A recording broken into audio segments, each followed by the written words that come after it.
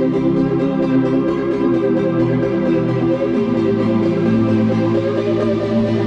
नमस्कार, आदाब, सत श्री अकाल। स्वागत है आप सभी का टेट possible pretends the current affair show में। इस सेशन में हम लोग चर्चा करते हैं दिन प्रतिदिन की होने वाली करंट अफेयर की घटनाओं के बारे में। तो आज हम देखेंगे दिसंबर 27 और 28 का करंट अफेयर। चलिए देखते हैं।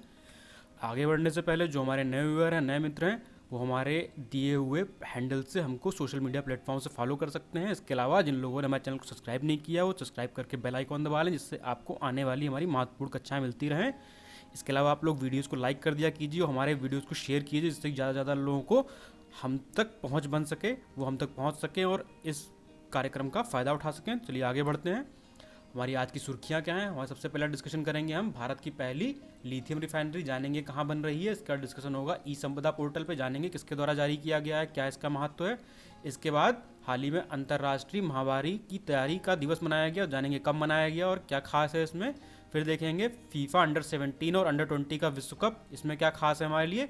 और अंत में डिस्कशन करेंगे हम लोग वन लाइनर्स का। तो आज इस क्रम में हम लोग देखेंगे कुल 8 वन लाइनर, जो कि परीक्षा के दृष्टिकोण से काफ़ी महत्वपूर्ण है। तो चलिए देखते हैं हमारी पहली खबर क्या है। पहली खबर है कि भारत की पहली लिथियम रिफाइनरी, ये कहाँ बन रही है। ये भारत के गुजरात राज्य में बन रही है। ठीक है, याद रखना है, भारत की पहली लिथियम रिफाइनरी गुजरात राज्य में बन रही है। यहाँ क्या होगा, यहाँ पे लिथियम के अयस्क को रिफाइन किया जाएगा, शुद्ध किया जाएगा। तो इसके लिए लिथियम हम लोग ऑस्ट्रेलिया से आयात करेंगे और इसके लिए भारत सरकार ने मध्यस्थता की है दो कंपनियों के बीच में। इसके लिए दो कंपनियों को भारत सरकार एक प्लेटफॉर्म पे लाई है। वो दो कंपनियां कौन सी हैं। पहली कंपनी है नियो मेटल्स, ये ऑस्ट्रेलियाई फर्म है। दूसरी कंपनी है मणिकरण पावर लिमिटेड, ये भारत की रिन्यूएबल एनर्जी रिसोर्सेज से जुड़ी हुई कंपनी है, भारत की तीसरी इस क्षेत्र की कंपनी है। तो काफ़ी महत्वपूर्ण बातें इससे जुड़ी हुई, कुछ अब महत्वपूर्ण घटनाक्रम देख लेते हैं, क्या महत्वपूर्ण बातें हैं। तो महत्वपूर्ण बात यह है कि सबसे पहले लिथियम के बारे में हम जानेंगे। तो लिथियम क्या है। लिथियम एक दुर्लभ रासायनिक तत्व है। इसका परमाणु क्रमांक कितना होता है। इसका परमाणु क्रमांक 3 और परमाणु भार 7 होता है। साधारण परिस्थितियों में यह प्रकृति की सबसे हल्की धातु और सबसे कम घनत्व वाला ठोस पदार्थ है। और रासायनिक दृष्टि से यह क्षार समूह से संबंध रखता है और काफ़ी रिएक्टिव होता है, काफ़ी अक्रियाशील होता है। और विश्व में लिथियम का 51% और कोबाल्ट का 62% नियंत्रण कौन करता है। तो ये चीन करता है। ये दोनों पदार्थ प्रयुक्त होते हैं लिथियम आयन बैटरी बनाने में लिए, जो कि मोबाइल और इलेक्ट्रिक व्हीकल्स में इस्तेमाल की जाती है। इसके अलावा ऑस्ट्रेलिया, चिली, चीन, अर्जेंटीना, जिम्बाब्वे और पुर्तगाल, ये क्या हैं, लिथियम के उत्पादन करने वाले शीर्ष देशों में शामिल हैं। अब कुछ बातें यहाँ पे परिवहन के विद्युतीकरण से जान लेते हैं। तो भारत में वर्तमान में अपनी इलेक्ट्रिकल बैटरी के लिए क्या करता है, चीन, जापान, ताइवान पर निर्भर है, क्योंकि भारत में लिथियम बहुत महंगा है और उसका उत्पादन भी बहुत कम होता है। और भारत में परिवहन के विद्युतीकरण के लिए एक समझौता है, उसका नाम है fame, faster adoption and manufacturing of hybrid and electrical vehicles का पूरा नाम है। यह क्या देखता है, इसका काम है भारत में इलेक्ट्रिक व्हीकल्स को बढ़ावा देना। ठीक है, तो हम नाम याद रखना है। फेम योजना किस चीज़ संबंधित है, तो फेम योजना या फेम समझौता संबंधित है इलेक्ट्रिक व्हीकल्स के प्रमोशन से। ठीक है, तो कुछ खास बातें थी। आगे की तरफ बढ़ते हैं। अगली खबर, ई संपदा पोर्टल। हाल ही में आवास और शहरी मामलों के मंत्री हरदीप सिंह पुरी, इन्होंने क्या किया है, सुशासन दिवस के अवसर पे एक नया वेब पोर्टल और मोबाइल ऐप लॉन्च की है। क्या नाम है उसका, हमें याद रखना है, ई संपदा। ठीक है, किस ई संपदा का संबंध किस चीज़ से, आवास और शहरी मामलों मंत्रालय से है। कुछ खास बातें जान लेते हैं हम ई संपदा के बारे में। तो ई संपदा ऐप ये किस लिए इस्तेमाल होगी, तो ई संपदा ऐप सभी सेवाओं के लिए एकल मंच प्रदान करती है। कौन सी सेवाएं, जैसे कि सरकारी आवास के लिए आवंटन, कार्यालय का आवंटन, घर के कमरे की बुकिंग के लिए, इन कामों के लिए ये सिंगल ऐप है, सिंगल प्लेटफॉर्म। इस पर जाइए, आप ये सारे काम एक साथ कर सकते हैं।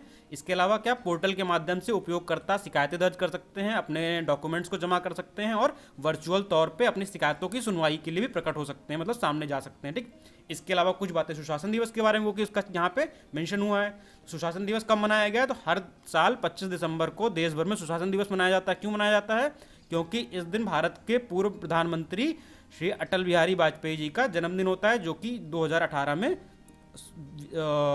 उनकी डेथ हो गई, जैसे कि आप जानते हैं। इसके अलावा क्या है, इसका कारण क्या है मनाने का, तो इसका उद्देश्य है देश के सभी नागरिकों और छात्रों को सरकार द्वारा निभाई जाने वाली जिम्मेदारियों और कर्तव्यों के बारे में जानकारी देना, उन्हें बताना किस तरीके से सरकार ट्रांसपेरेंट होकर काम कर रही है, सुशासन की तरफ अग्रसर है। तो कुछ महत्वपूर्ण बातें थी। अब आगे बढ़ते हैं। अगली खबर हमारी, महामारी की तैयारियों का अंतर्राष्ट्रीय दिवस। तो कब मनाया गया, ये 27 दिसंबर कल मनाया गया। तो इसका फैसला इस वर्ष 13 नवंबर 2020 को संयुक्त राष्ट्र महासभा ने लिया था कि भैया हम लोग 27 दिसंबर को प्रतिवर्ष सबसे क्या मनाएंगे, हम लोग मनाएंगे महामारी की तैयारी का अंतर्राष्ट्रीय दिवस। तो ऐसा ख्याल इन्हें क्यों आया, क्योंकि हाल ही में हम लोग एक महामारी से जूझ रहे हैं, तो इस कारण से संयुक्त राष्ट्र महासभा ने इसको मनाने का फैसला किया। तो देखिए इसलिए मेंशन यहाँ पे महामारी के खिलाफ साझेदारी रोकथाम तैयारियों के महत्व की वकालत करने के लिए पहली बार मनाया जाएगा। तो चूंकि ये पहली बार मनाया जाएगा, मैंने बहुत बार आप लोगों से कहा है कि पहली बार जो चीज़ मनाई जाती है उसको एग्जाम में पूछे जाने की संभावना बहुत अधिक बढ़ जाती है। तो आप याद रखिए 27 दिसंबर महामारी की तैयारी का अंतर्राष्ट्रीय दिवस, ठीक है। इसके अलावा नीचे मेंशन है कोविड-19 महामारी ने संक्रामक रोग के प्रकोप को रोकने, पता लगाने और प्रतिक्रिया देने के लिए स्वास्थ्य प्रणालियों में निवेश करने की आवश्यकता पर प्रकाश डाला है। क्योंकि कोविड से पहले हम लोग इस तरफ ध्यान ही नहीं देते इतना कि कोई वायरस आ सकता है, हमारी ज़िंदगी को इस तरीके से अफेक्ट करेगा, हम लोग घरों के अंदर बंद हो जाएंगे महीनों महीनों के लिए। तो काफ़ी महत्वपूर्ण है, कुछ के बारे में खास बातें जान लेते हैं। सबसे पहले यहाँ मेंशन हुआ संयुक्त राष्ट्र का। तो संयुक्त राष्ट्र की स्थापना कब हुई थी? संयुक्त राष्ट्र की स्थापना हुई थी 24 अक्टूबर 1945 को। काफ़ी महत्वपूर्ण, ठीक है। इसके अलावा इसका मुख्यालय कहाँ है? तो इसका मुख्यालय न्यूयॉर्क में है। इसकी संयुक्त राष्ट्र की स्थापना द्वितीय विश्व युद्ध के बाद की गई थी। जो द्वितीय विश्व युद्ध में जो मेन कंट्रीज थी जिन्होंने जीता था युद्ध को, उन कंट्रीज ने मिलकर ही इसकी स्थापना के लिए हाथ आगे बढ़ाए थे, कदम आगे बढ़ाए थे, ठीक है। तो इसका मुख्यालय कहाँ है? न्यूयॉर्क, संयुक्त राष्ट्र अमेरिका यानी यूएसए में है। तो वर्तमान में 193 देश सदस्य हैं इसके। तो हमें इसके देशों की संख्या याद रखनी, क्योंकि अक्सर पूर्व में एग्जाम में ऐसा पूछा गया है कि कितने देश संयुक्त राष्ट्र से जुड़े हुए हैं इस समय। तो ये संस्था जो है कुछ महत्वपूर्ण अन्य संस्थाओं से जुड़कर बनी हुई है। इसकी संरचना में कुछ अन्य संस्थाएं भी, जिनमें से संयुक्त राष्ट्र की आम सभा जिसको जनरल असेंबली बोलते हैं, सुरक्षा परिषद जिसमें 5 देश हैं जो कि स्थायी मेंबर हैं, कुछ अन्य देश अस्थायी मेंबर, जिसमें से भारत जो है 2021 में संयुक्त राष्ट्र सुरक्षा परिषद का अस्थायी मेंबर बन जाएगा, ठीक है। इसके अलावा आर्थिक एवं सामाजिक परिषद, सचिवालय और अंतर्राष्ट्रीय न्यायालय इसमें शामिल है। इसके अलावा आप देख लेते हैं संयुक्त राष्ट्र द्वारा कुछ अंतर्राष्ट्रीय दिवस जो घोषित किए गए हैं वो कौन कौन से हैं। तो 22 मार्च को हम लोग क्या मनाते हैं संयुक्त राष्ट्र की तरफ से? विश्व जल दिवस। 7 अप्रैल को हम मनाते हैं विश्व स्वास्थ्य दिवस। 31 मई को हम मनाते हैं विश्व तंबाकू निषेध दिवस। 10 अक्टूबर को हम लोग मनाते हैं विश्व मानसिक स्वास्थ्य दिवस। 14 नवंबर विश्व मधुमेह दिवस यानी डायबिटीज डे। 1 दिसंबर विश्व एड्स दिवस। 12 दिसंबर अंतर्राष्ट्रीय सार्वभौमिक स्वास्थ्य कवरेज दिवस। तो काफ़ी महत्वपूर्ण, ये सारे दिवस जो मैंने यहाँ पे मेंशन किए हैं ये सब स्वास्थ्य से जुड़े हुए हैं। क्यों? क्योंकि ये खबर स्वास्थ्य से जुड़ी हुई थी, ठीक है, क्योंकि महामारी एक स्वास्थ्य आपदा है, ठीक है। तो कुछ आगे बढ़ते हैं अगली खबर तरफ। अगली खबर हमारी फीफा अंडर 17 और अंडर 20 विश्व कप 2021 से 2023 तक स्थगित हो गया। पहले ये जो है कहाँ होना था? पहले ये होना था 2021 में, लेकिन अब कब होगा ये? अब होगा ये 2023 में। इसका आयोजन कहाँ होगा? तो आगे हम जानेंगे इसका आयोजन कहाँ होगा। देखिए यहाँ मैंने मेंशन किया हुआ है कि इंडोनेशिया जो है अंडर 20 विश्व कप की मेजबानी करेगा और पेरू क्या करेगा? पेरू करेगा अंडर 17 विश्व कप की मेजबानी। तो इंडोनेशिया की कैपिटल आप जानते हैं, इंडोनेशिया की कैपिटल जकार्ता है, ठीक है, और पेरू की कैपिटल लीमा, ठीक है। तो आगे कुछ और महत्वपूर्ण बात जान लेते हैं फीफा के बारे में। तो फीफा क्या है? ये एक एसोसिएशन है जो कि फुटबॉल, फ्यूटसल और बीच फुटबॉल का सर्वोच्च अंतर्राष्ट्रीय शासी निकाय है, ठीक है। ये इन सबको मैनेजमेंट करता है इन सब गेम्स का। तो फुटबॉल, फ्यूटसल भी एक फुटबॉल ही होता है जो कि हार्ड कोर्ट पे खेला जाता है, मतलब एक तरीके से समझ लीजिए कंक्रीट की फर्श पे खेला जाता है इस गेम को। इसकी जो पूरी पिच होती है, पूरा जो ग्राउंड होता है वो एक्चुअल फुटबॉल ग्राउंड से थोड़ा छोटा होता है, ठीक है। तो इसकी स्थापना कब हुई थी फीफा की? तो फीफा की स्थापना हुई थी 1904 में, ठीक है। और इसका मुख्यालय कहाँ है? तो इसका मुख्यालय स्विट्जरलैंड के ज्यूरिख में है। वर्तमान में जियानी इन्फेंटिनो फीफा के अध्यक्ष हैं। तो काफी महत्वपूर्ण एग्जाम पॉइंट ऑफ व्यू से। अब देख लेते हैं हम लोग वन लाइनर्स। तो पहला वन लाइनर क्या है हमारा? मध्य प्रदेश के वन मंत्री ने हाल ही में बांधवगढ़ टाइगर रिजर्व में भारत की पहली hot air balloon safari, Bharat की पहली, याद रखिएगा पहली है तो इंपॉर्टेंट है, ठीक है, भारत की पहली हॉट एयर बैलून सफारी कहाँ लॉन्च की है? बांधवगढ़ टाइगर रिजर्व में। कहाँ? मध्य प्रदेश में। तो भारत की पहली हॉट एयर सफारी है, याद रखिएगा इस बात को। हॉट एयर सफारी पहली। सफारी बहुत सारी हैं यूपी में भी हैं, अन्य राज्यों में भी। यूपी में इटावा में और ग्रेटर नोएडा में सफारी स्थित है पहले से ही, लेकिन हमें याद रखना है कि ये पहली हॉट एयर बैलून सफारी है। और ये कहाँ पे होगी? ये बांधवगढ़ टाइगर रिजर्व के बफर क्षेत्र में होगी, जहाँ पे सीमित मात्रा में मानवीय गतिविधियाँ अलाउड होती हैं, ठीक है। अगली खबर क्या है? हाल ही में आयकर विभाग ने एक पहल शुरू की है, क्या नाम है इसका? झटपट प्रोसेसिंग, ठीक है। झटपट प्रोसेसिंग किसने शुरू की? आयकर विभाग ने। इसका काम क्या है कि जो हमारे करदाता होते हैं उन लोगों को ITR filing, income tax return जिसको बोलते हैं, उसकी फाइलिंग में आसान और तेज बनाना, ठीक है, इस प्रक्रिया को। अगली खबर क्या है कि राजस्थान के वित्त मंत्रालय के अधीन व्यय विभाग द्वारा निर्दिष्ट ईज ऑफ डूइंग बिजनेस सुधारों को सफलतापूर्वक पूरा कर लिया है। तो राजस्थान ने क्या किया? ईज ऑफ डूइंग बिजनेस में जो भी राज्यों को सुधार करने थे वो इसने पूरा कर लिया है। और ऐसे सुधार करने वाला है भारत का 6ठा राज्य बन गया है। इसके पहले तेलंगाना, आंध्र प्रदेश, तमिलनाडु, मध्य प्रदेश और कर्नाटक इन सुधारों को पूरा कर सके हैं। तो यहाँ पे मेंशन हुआ है ईज ऑफ डूइंग बिजनेस का।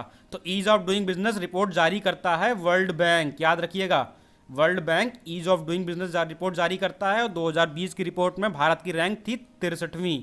याद रखिएगा, भारत की रैंक थी 63rd रैंक, ठीक है, तो काफी महत्वपूर्ण। अगली खबर, हाल ही में राजनीतिक पार्टी जनता दल यूनाइटेड ने नीतीश कुमार के स्थान पर रामचंद्र सिंह, ठीक है, तो इनका नाम आरसीपी सिंह भी बोला जाता है, ठीक है, तो रामचंद्र सिंह को अपना नया अध्यक्ष नियुक्त किया है, या फिर अगर एग्जाम में आरसीपी सिंह आ जाता है लिख के आरसीपी सिंह, ठीक है, तो आप लोग कंफ्यूज नहीं होंगे, ठीक है, आरसीपी सिंह पे भी आप मार्क कर सकते हैं, ठीक, वरना आप नाम याद रखेंगे रामचंद्र सिंह, ठीक है।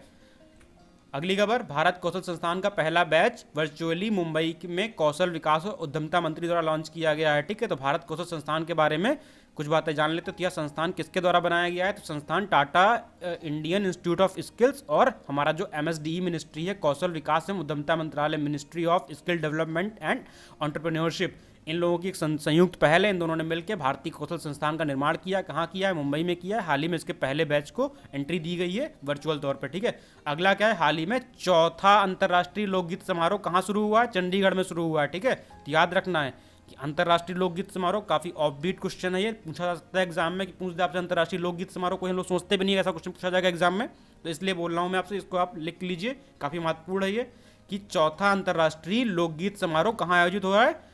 इसका आयोजन शुरू हुआ है हाल ही में चंडीगढ़ में, ठीक है। चंडीगढ़ एक यूनियन टेरिटरी है, ठीक है, एक केंद्र शासित प्रदेश है, ठीक। अगला क्या है इसमें हमारी करंट अफेयर में, साइना सोनी, इन्होंने क्या जीता है हाल ही में? इन्होंने मिस ट्रांस क्वीन इंडिया 2020 का खिताब जीता है, ठीक है। ट्रांस क्वीन इंडिया ट्रांसजेंडर के लिए एक प्रतियोगिता है, ब्यूटी प्रतियोगिता, ठीक है, उसको जीता है किसने?